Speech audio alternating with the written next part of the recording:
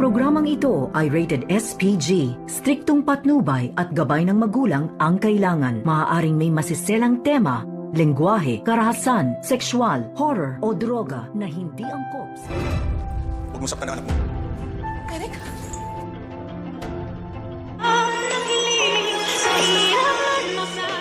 Narito na nga ang ating pakaabangan ngayong Lunes. Sa abot kamay na pangarap, marami nga ang nagulat dito sa nangyari dahil sa ginawa ni Giselle na kinaladkad niya itong si Justin palabas ng Apex Hospital.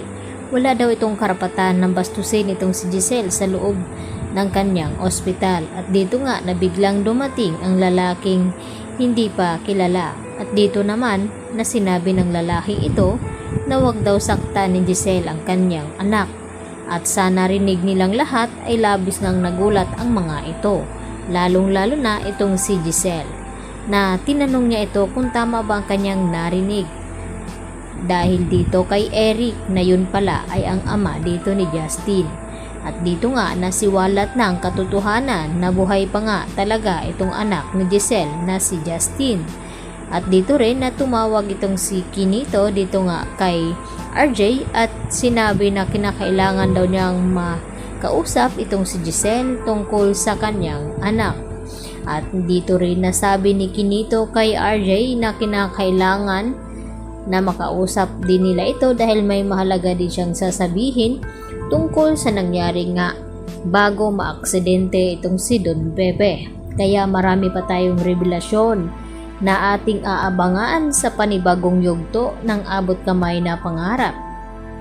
Samantala napaiyak naman itong si Lynette nang magsuklay nga ito na nalalagas nga itong kanyang buhok at naalala ni Lynette ang kanyang nakaraan noon na nagkaroon nga siya ng cancer kaya nakalbo siya at dito naman na ginamot ni Annalyn Santos itong si Lynette at ngayon tila bumabalik na naman ang kaba sa kanya at umiyak siya dito kay Carlos Benitez at tinanong niya ito kung ano daw ang nangyayari sa kanya at ang sabi naman ni Carlos ito ay simbolo ng pagiging stress dito ni Lynette at nagiging traumatic kaya kinakailangan daw niyang magpatingin talaga dito nga kay Evangelista dahil siya ang makakatulong dito kay Lynette nang sa ganon ay hindi lalala ang kanyang kalagayan.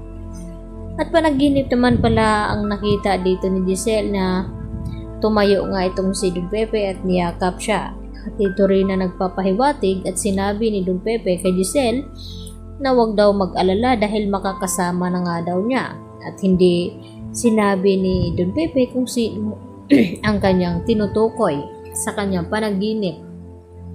At dito nga na nag-iiyak itong si Annalyn at Giselle sa loob ng kwarto dito ni Don Pepe dahil umaasa sila na sana raw ay magising na nga itong si Don Pepe dahil magpapasko pa silang lahat at magkakasama.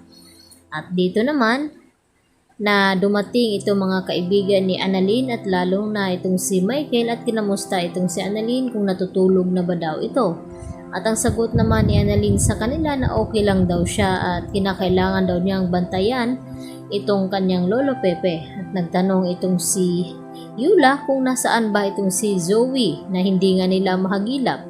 At ang sagot naman dito ni Doc Antonio Luke na kahapon pa daw hindi nakakausap ni Doc Antonio Luke itong si Zoe dahil hindi sinasagot daw ang mga tawag nito. Kaya nagtataka na ang mga ito kung nasaan ba at sabi naman ni Annalyn na sana raw ay intindihin na lang muna daw nila itong si Zoe dahil sa nangyayari nga ngayon kay Lolo Pepe at nakiusap itong si Annalyn na kapag pumasok na sa Apex itong si Zoe ay sana wag na daw nila itong paringgan na kung ano-ano at humahanga naman itong si Doc Remeneses dito sa kabaitan dito ni Annalyn na kahit inaaway siya ni Zoe ay mabait pa rin ang kanyang pakikitungo. Yan po ang ating patuloy na pakaabangan ngayong Lunes sa bagong yugto ng abot kamay na pangarap. Yan lang po at marami pong salamat.